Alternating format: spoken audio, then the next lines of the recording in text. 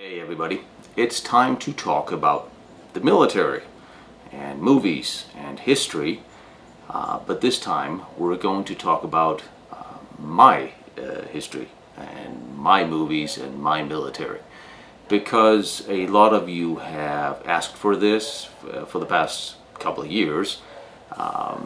It's one of the things I always talk about in interviews. People ask me about how did it all start. And specifically, a few years ago, some things happened. It was a rather eventful couple of years. And since there's been some questions about my history, my past, my military, and how it all happened. And this is something I should have talked about, I suppose, years ago. And I just pushed it out of the way because, to me, sometimes life happens and things just don't get done, and you push things away because you don't have time to deal with them, or other things got in the way. And that's one of the things I wanted to talk about because it all sort of ties together. And as you know, I grew up in Denmark, and my grandmother was a Viking historian, so I grew up with the history there. And my grandparents had a summer house pretty much smack in the middle of the Atlantic Wall, and I always say I grew up playing ball between the bunkers, and I did. And I went with my grandmother on Viking digs and excavations, and dragged my poor mom all over the world to look at museums. So military history has always been a part of my life.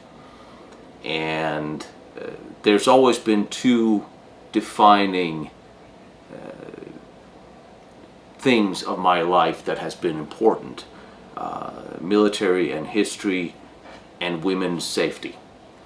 That has always been a lot of motivations behind what a lot of the things I have done, and that's also one of the reasons that ended me up in Hollywood making movies and being on TV, which some of you know, some of you don't know, but that's part of the reason why we're having this conversation. And it all started 19 years ago. No, it didn't. Actually started around 1993-94 when I became a member of when I joined the Danish Guard Military Police Reserve, PO 6431, the Guard Military Police Reserve, and did my first basic training with them, and that was actually awesome. That was great fun. That was something I really wanted to do, because before that I worked with personal protection ever since 18, 19 years old. I was living in LA then. I worked with security, and I got involved in personal protection, and for some reason it was always families or women with stalking problems that I had worked for. And to me, I am a very old-fashioned kind of guy. I believe still chivalry is alive, and the defining moment of men being the physically stronger of the genders are that women and children go on the lifeboats first. And that's why I wrote books for women on how to stay safe. I did the speeches I did. I raised money for rape kits for LAPD, and that is why I worked with personal protection. And after having done that for some years, I was very young, too young, tried to join the U.S. Marine Corps, and Staff Sergeant Iniguez called me up and explained to me that I may have to wait a little bit. And I did, and I went back to Denmark and signed up first for with the Danish Guard. And a lot of these guys ended up being great friends, and later when I had my security company, worked for me, because soldier buddies, and it was awesome. And we were part of the detachment way later that did the Royal Prince or the Crown Prince's wedding in Copenhagen. Some of you may have seen those photos. Nothing strange there. But I wanted to join the military because everybody I worked with was law enforcement or military, and I thought it was that time. And the Guard was not enough. I worked with personal protection for those years, but I also competed in sports, and I competed in bodybuilding from I was 18 years old, and all here in Europe, Scandinavia, Nordic championships, and that because you compete, and this all ties together. Trust me, just bear with me. So competing got me involved in of course in fitness modeling, little bit of commercials, did a lot of commercials and acting and gym wear stuff when I was competing. So there was that, and which is slightly opposite of the military, except it kept me in decent shape.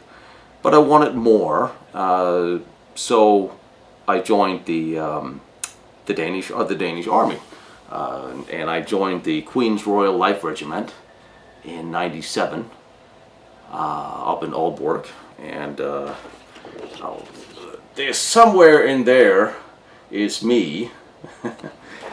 This was from there is no more Queen's Royal Life Regiment because the Queen's mother there was a guarding company for passed away. But one of the proudest, and anybody who served in any military knows that one of the defining moments is when you go through boot camp and you pass.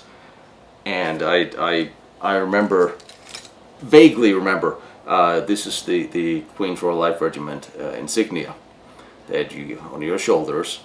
And I was barely awake when I got this because I wanted to go to the academy. And those guys who were destined to go to the academy, me also being older than everybody else, which is something that kept going on throughout my life, we had to do a couple of extra days out in the rain and hiking and forced marches, and it was miserable.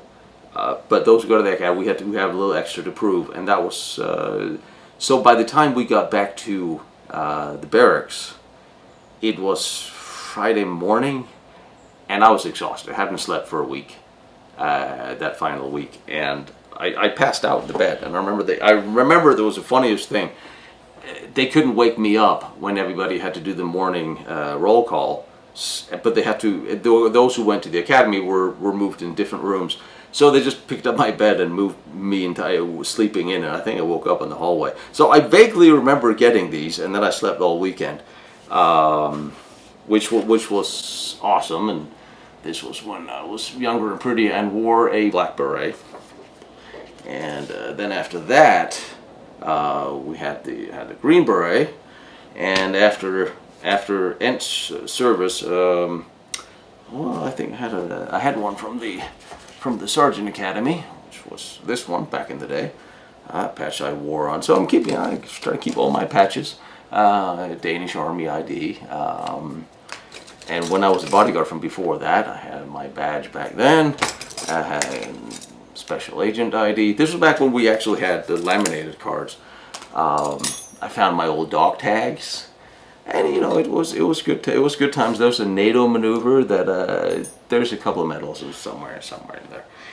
And the cool thing is when our unit was ranked, we placed third in that final maneuvers up at the Queen's, and that was a very important experience to me, as it is to anybody. And then I went off to the academy where I broke my arm magically, and I only had pictures of me smiling with that, don't know why. And after that, I started my security company, which grew quite rapidly. But I still signed up for the Danish International Brigade, which is why I ended up for 7 months wearing the blue beret, which was this one. And that was with the NSE Shibrik, which is there. And there's a reason why I'm showing you all of these, because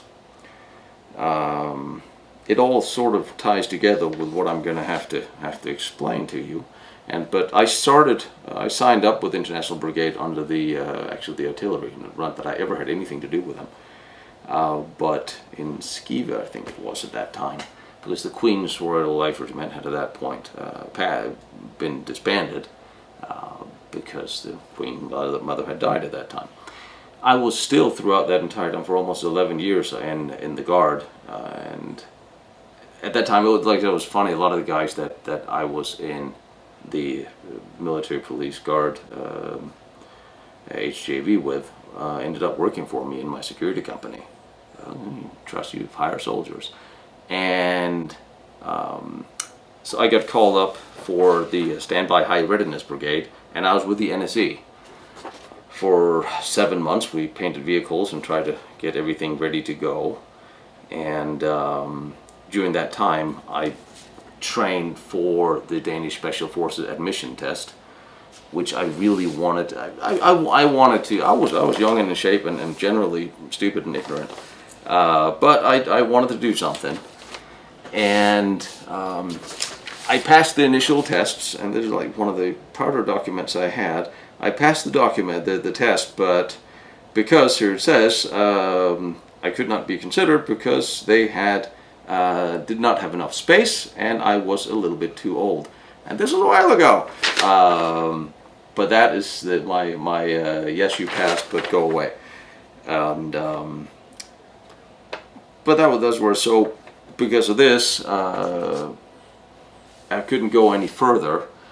I could have gone active duty in military police, but because of the Danish rules, I would then have to shut my security company with at that point 60 employees.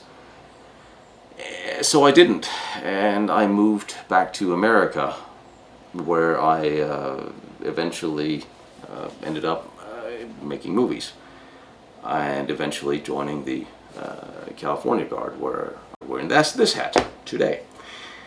Anyway, how this all ended up, I had a plan with coming to America, and I wanted to, on one hand, I wanted to do something for women's safety and security. And the first thing I did was I wrote a book, my first book, Stalked, What You Can Do About It. And I had, like I said, I had a company, I had money, I had publicists, I had people do my websites, and that is a little bit of where things went a little bit wrong in this story. Because the reason I never really wanted to be a rich or famous actor, like as if I had a chance. I mean, he's an actor, come on, give me a break. But, you know, not a lot of people make it through that pinhole. But I wanted to do something in Hollywood because, let's face it, the people that set trends and can inspire people to do things are the ones you see in movies and on TV. And I started with a bunch of American soldiers on CSI, and crossing Jordan, numbers that became Union, and I started making movies, war movies, because I was always a military historian. I joined the LMU after I studied psychology and history, and I signed up for the LMU, and every time I had to turn in an assignment on military history, I ended up writing a book or a script. I think I'm still enrolled, and I'm like 7 years behind in handing in any assignments. But I honestly, I'm not. Why would I want a PhD at this stage in my life? I really don't need one. I know what I know, and I travel around the world researching military history actively, which is more fun than writing papers about obscure parts of it. But what I did. While I left the Danish Police Reserve Guard in 2004-5, after 11 years, so got my tenure there, and I said my first commanding officer is still a great friend of mine, and fortunately for the Danish military, he has progressed, and I started doing some modeling and some acting again, and went back and forth. And to my detriment, I didn't realize this was going to come back and bite me in the butt later on, down 19 years later. But I did a photo series with a photographer who wanted to do a World War I themed photo series for some project that I honestly don't remember what name was. And we did a trade-off. I said, well, if I'm going to do anything in Hollywood, one of the key things, you need a few things if you act or model in well, anywhere, but especially in this town. And mind you, this was 2003 or 4, and they said, well, bring a uniform and bring whatever you have and we'll do some photos. And I said, well, okay, well, the trade-off is I want some headshots. And they decorated the uniform with double rows of I had double rows of ribbons, and they patched everything on, and they had some more stuff. And I was at that time still in the Danish Guard, and it was an absolute incorrect uniform put together for commercial purpose. My commanding officer knew and saw the photos. It was something entirely different. It was a purely commercial endeavor. Those photos later I was asked about, as I had been then cited I claimed to misrepresent myself, which there was never any intention of doing. This was a purely commercial endeavor. And years later, before I joined the Guard here in California, and after I had resigned from the Danish, and I had no longer any affiliations. I spent some time training with the U.S. First Corps down in Germany, down by Stuttgart, where I was on 9/11. We were doing armored car training with some of the guys. That's my recommendation from there. So I had no affiliation. I did a photo shoot. For headshots in one of the old American uniforms with my Danish name tag, which is completely wrong and most certainly a hairdo that would make anybody cringe. I had learned, especially American uniform code of conduct, I couldn't have a uniform for commercial purposes as U.S. Army unless the U.S. military signs off on approving it.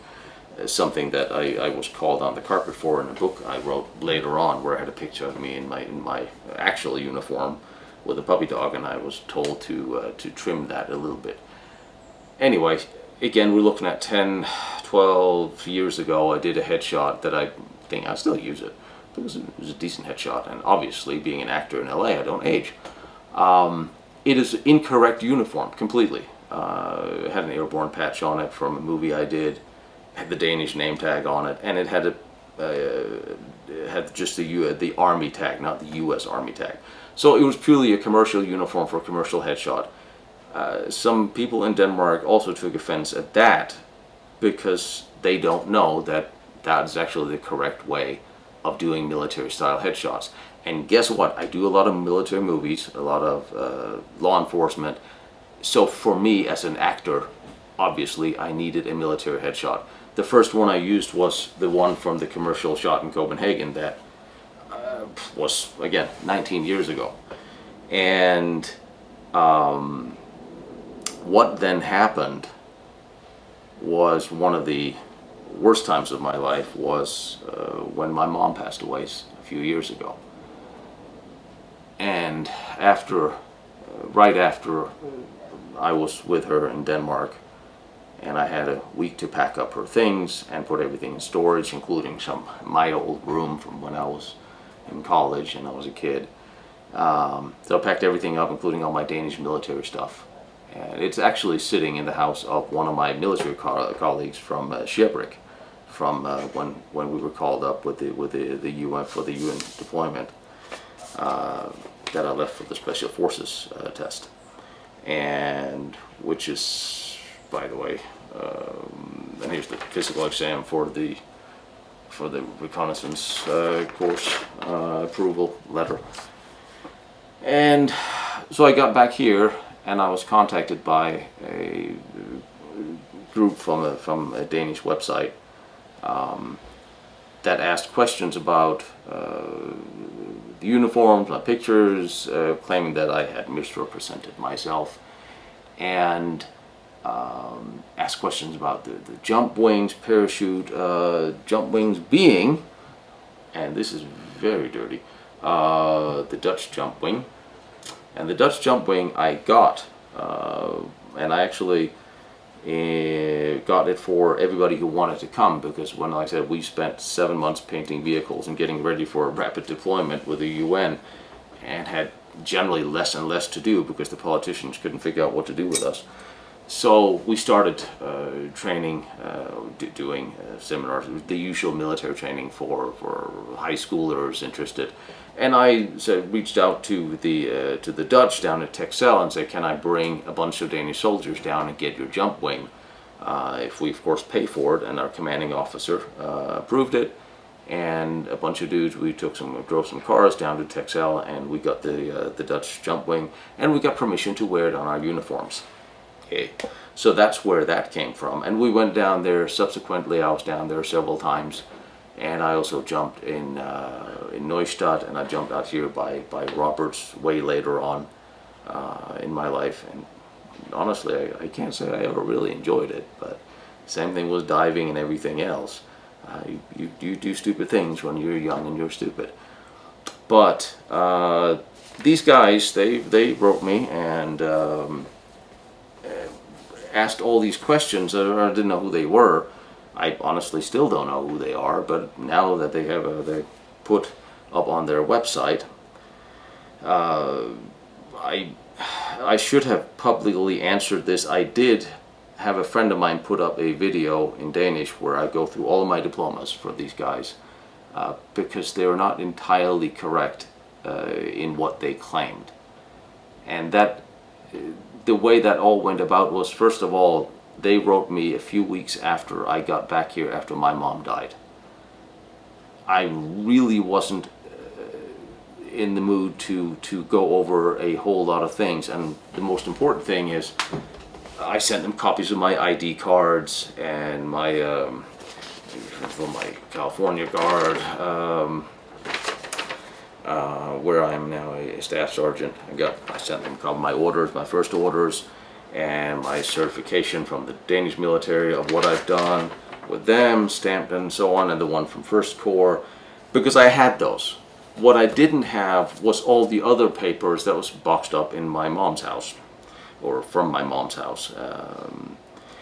And I wrote them respectfully. I said, listen, this is what had happened. This was one thing, and I wrote them back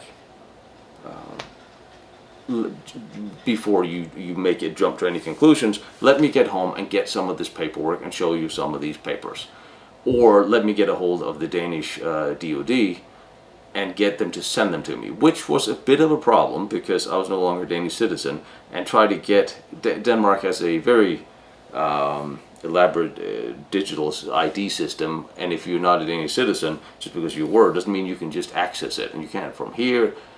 Don't get any ideas, America. It's not something you want. It's just a nightmare. But it took a while, and of course they posted their claim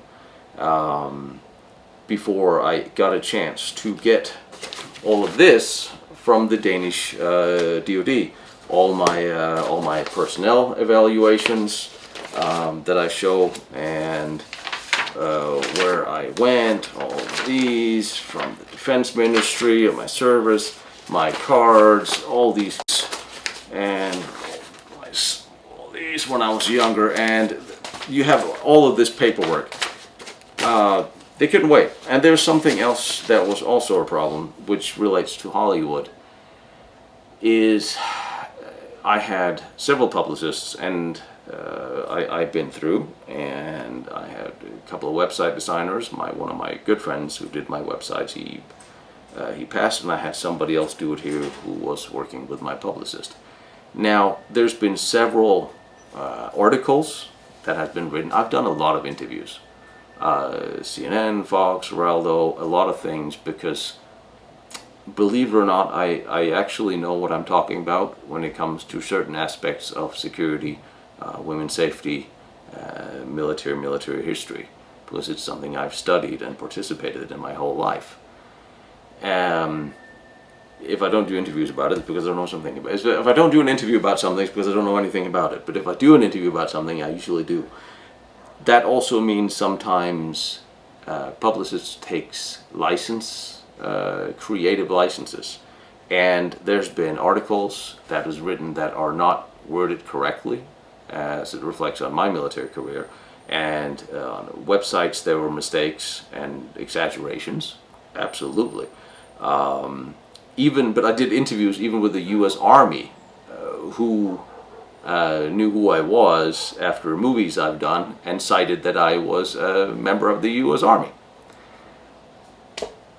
It's one of those things that happens, and it's one of those things I should absolutely have been aware of, but I wasn't. As you all know, those who know me now know that me and communication and digital and online stuff, it doesn't happen.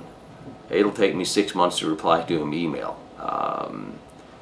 At the first indication, when these guys wrote me from Denmark that this what's written here, this article, this thing on your website, is that correct? I wrote them back that absolutely this is not correct, and it was all, I got all the passwords and everything was rewritten within that day. So everything that is on all viral today is correct. Also, especially since I'm a serving member of the California State Guard,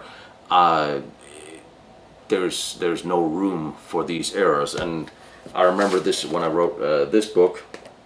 On the back, there's a little picture of me in my actual uniform with a cute puppy dog. This was the first print, and what there was is on the shoulder. You can see the unit insignia, which was against the Uniform Code of Conduct. I actually did not know that, and a nice lieutenant colonel called me on the carpet and explained it to me, and told me I had to crop that out of the photo. So the photo just cropped out of my shoulder, so it is correct and not a misrepresentation.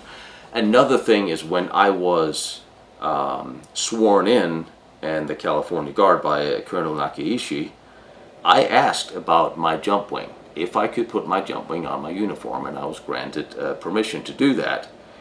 That was also rescinded by the same lieutenant colonel a year and a half ago, but that's why you see me in American uniform with my Dutch jump wing. And somebody higher up on other carpets complained about that. That is still a conversation I will be having with our first sergeant and whoever else, because well, I know it's I earned it, damn it, and so did everybody else who jumped with me. I have a picture of somewhere, but not that it matters. And it was something that I wanted. This is my California Guard ID, just so there's no ambiguity. And it was still posted on that website, and we're looking at less than a month after my mom died, which was really the defining moment in my life, because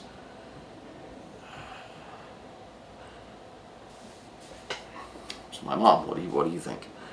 Anyway, it was not an argument I really wanted to have or a discussion I wanted to have, so I just blocked everybody. And then it turned ugly in the sense that people, members of that website, started sending me threats, because the clarification I had given the narrators apparently was not good enough, and it was not reflected in what they wrote. Then they started writing threats and harassment on my dead mother's Facebook page. And some of my friends and people who knew me and served me tried to respond on their website, and they were shut down, and it just turned really ugly. And I understand if people, they are misrepresenting themselves deliberately in the military and law enforcement and others. Absolutely, I get it. I see it all the time. The problem is, yes, there was factually incorrect things written on websites and in articles that I should have had fact-checked. I have been quoted a lot of times, misquoted. I've done a lot of interviews talking especially about personal protection, and I did strange things in Eastern Europe that I also explained to them, that I did contract work that I really don't want to talk about, that I really don't want to share, and anybody who's done this, they really don't, I'm not going to share that on a website with people I don't know, which is why when you look at, when I show some of my my papers where I, like, for instance, like here's the personnel evaluation. I tagged over my social, obviously, and highlight some of the things that were important. I should have done this in English, but I did it on the Danish video because I thought this was a Danish issue. And Sharebreak was two compartments and components. That was in with the NSC was in one place, and everybody else was somewhere else. So obviously, some of the people in the other part of the brigade had never met me, and then they came out, and it just became ugly, and I just deleted it. I was like, I don't want to deal with this. And now that this still comes up every now and again, I felt I had to pull all this up, do a clarification, and tell you guys what happened and how this happened. Another part of this is a lot of footage from, or pictures from movies I've made. I've played a lot of different soldier roles. I've played everything from Marines, soldiers, Army. I played a Navy. I was an admiral in a movie. I've played a lot of different roles. Sons of Anarchy had a biker vest. We stuck on my Dutch jump wing, and a combat veteran tag, and there was another biker movie, and footage and still shots from those series were also used to claim that I had misrepresented myself, which is something I find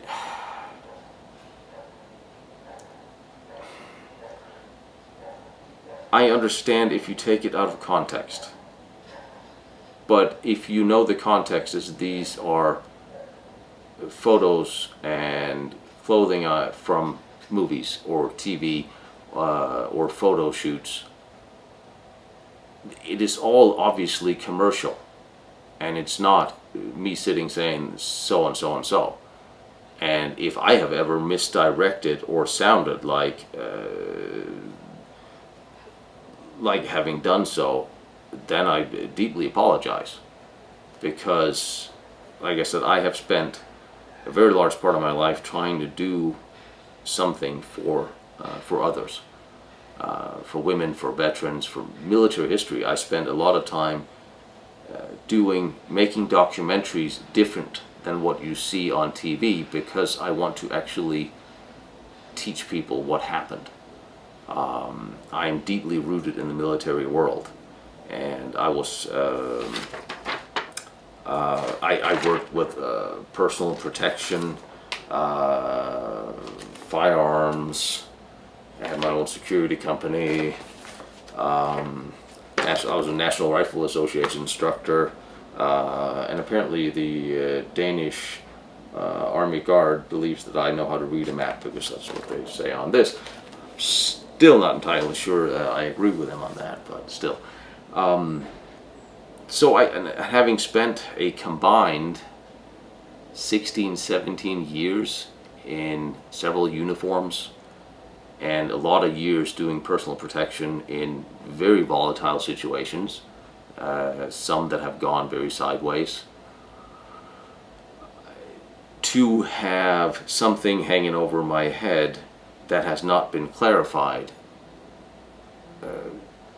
I had to explain this to all of you, and I hope you will accept that explanation, because like I said, it is unfortunate that things have been said that I should have cleared up or should have been aware of, and it's also unfortunate that I should have done this years ago, but it took the Danish DoD almost a year to send me all my personnel files, all my paperwork, because first I had to get through to them. And I mean, it's just there's a lot of really dull printouts of this training, that training, this, that, and the other. And some of the highlights of my life was serving with the armed forces. So having been told by people who now claim, because you put it up in Danish and then it gets translated roughly to American, and then there's things that are even wronger just to use the absolute incorrect word here. It's just time to fix this, because it takes away from what I'm trying to do and what I have always been trying to do, and whether it's what's happening to veterans today, or homeless women, or military history. It's things that I always try to make a difference in, and I'm still trying today to do that. I had to kind of to clarify this, and I hope that explanation is good enough for you. And like I said, if there has been misunderstandings and misquotations, the problem is when you transition from the military to Hollywood, there's a whole lot of things that can go wrong, especially when you are portraying characters, and the internet is full of photos of different uniforms. People make different statements, claims, associations, which I have no control over. And honestly, I always hated viral marketing. I don't do anything on Facebook. I do my history, my documentaries, and I don't want this to distract from that. I still make movies, and I don't want this to distract from that, because even the movies I make is telling a story. And guess what? We got a biker movie coming up, and guess what? I'm playing a military veteran again, so it's gonna come up. And even the service we have today, or I do today, I transfer to the mounted cavalry. Not that I can honestly anymore afford a horse, because yes, we actually do have horses in the Guard, in the California Guard, where we are doing training in search and rescue, large animal evacuations, and that is something that is worthy, something that is, we have a lot of fires here, we have a lot of problems here. And another proud moment of that was when I was called up with everybody else for the riots here a few years ago. And not long after all this happened, and here I'm standing in uniform with 3,000 other guys and serving alongside LAPD, and somebody writes me, "You weren't a soldier." I'm like, okay. Not the time to deal with it when you're standing in the middle of it. But after so many years in different uniforms, reserve and active, and what I do now, this is something I'm proud of. And my service here now in California is something that I'm proud of. And it's important. After my mom passed away, I volunteered for every branch of service in the United States, including processing with 7 different police departments and sheriff departments. However, when you pass 35, you're past 35, and all these damn young kids get in faster. But Lord knows I tried, and this is where I ended up, along with the nonprofit. We're trying to do something for now, and you'll see that in the coming months we're trying to do something for homeless women and women veterans. So I wanted to clear the air with this. I tried my best at the time to explain it to the people who wrote me, how things worked when you dance between the military and Hollywood, where photos were taken, why headshots are important, why military headshots are important, and why things can be taken out of context. Like I said, I did an interview with the U.S. military 10 years ago, and they were claiming I was one of their own. There's very little response. There's no press statements are not given under oath, I believe the term was. And well, anyway, if anybody want to come by for a cup of coffee and have a look at all my documents, you will understand why I am not throwing them up in close-up, because it has a whole lot of personal information and data and social security numbers. I did some of them in the Danish video. I had a friend of mine post on Facebook a long time ago, go over them in more detail. But it's not like I have a shortage of diplomas or military ID cards to show you, or references from the various entities I served with and for. And I don't want there to be any doubt that this is what we did and this is what happened. And like I said, most of the people that I served with, especially in the Danish Guard, are still friends, and a lot of them worked for me for years. And all my mom's stuff is sitting at one of my old friends' house from the Shebrik NSC, from Utrup Kaserne. Yeah, see, that's why I can't do this in English, because some of these words are just strange. Anyway, we have a lot of more stuff to look forward to. And if you see this conversation around the interweb, feel free to share this link. That's pretty much all I have to say on that, because now I would like to just go back to writing more books, do more documentaries, and being a grumpy old soldier in movies, because I'm not a grumpy old dude at all in real life. And all I can say is I'm sorry I didn't do this before. I really am, and I'm sorry for the things that the misquotations, and if there's uniforms. Listen, this is 19 years ago, and I really didn't have a clue as to what I was doing. Especially, I just wanted to look good in a headshot for Hollywood. Now that I'm too old to look good in any kind of headshot, I guess it doesn't matter anymore. And certainly, it's not one that you're going to see on any of my sites anymore, because I don't exactly have that hairstyle any longer. But anyway. You guys all have a nice whatever day it is today. I have to go back, do some more documentaries, and write some scripts, and write some more books, and I hope you will all enjoy those, because there's a lot of information about history, about military, about past events, about past battles, about past wars, the way they were conducted, the soldiers, the training, that we really need to focus on today. And we are at a point where we cannot continue to bicker at each other, because we have far bigger problems coming, and in most armed services around the world at this time. And there's a lot of lessons, especially from everything from the Romans to World War II, that we should be focusing on learning, because they're lessons that has been forgotten. We always say that the lessons of old wars, they get forgotten in peacetime, and then the book has to be rewritten a year into the next conflict.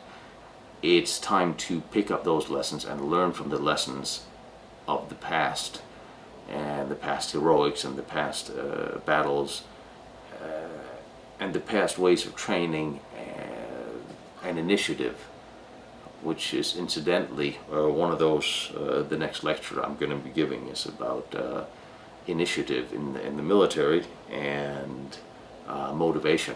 And that's something I think we should be focusing on united, because, well, we live in strange and interesting times. And God bless America, because this is a wonderful country.